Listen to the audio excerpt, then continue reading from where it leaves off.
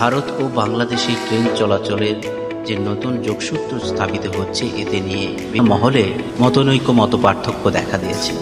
তবে বিষয়টিকে যদি আমরা পজিটিভলি চিন্তা করি, তাহলে আমাদের উত্তরাঞ্চলে রাজশাহীর সাথে কলকাতার যে ট্রেন যোগাযোগটা চালু হবে, তার সুফলটা আমরা কিভাবে পাব।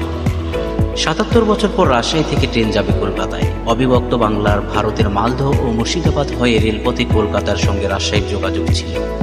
১৯৪৭ সালে ভারত ও পাকিস্তান পৃথক রাষ্ট্র গঠনের পর সেই যোগাযোগ বন্ধ হয়ে যায়। তবে চিকিৎসা ও ভ্রমণ সহ নানা কারণে রাজশাহী অঞ্চলের বিপুল সংখ্যক মানুষ এখনও ভারত যাচ্ছে।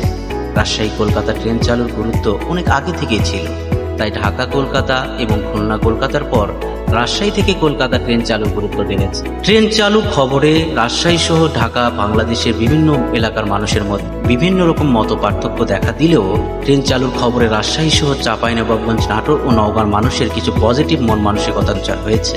এসব অঞ্চলের বিভিন্ন শ্রেণী পেশার মানুষের মনে আশা করছেন তারা রাজশাহী সহ উত্তরাঞ্চলের মানুষের যাতায়াতের সুবিধা ছাড়াও রাজশাহীর সঙ্গে ভারতের যোগাযোগে নতুন মেলাবন্ধন তৈরি হবে। এতে করে রাজশাহী অঞ্চলের অর্থনীতিতে গতি আসবে। রাজশাহী থেকে কলকাতা ট্রেন চালু হলে ভারতের পাশাপাশি নেপাল ও ভুটানের সঙ্গেও রাজশাহীর যোগাযোগের গুরুত্ব বাড়বে। তখন রাজশাহী হবে ব্যবসা বাণিজ্যের কেন্দ্রবিন্দু।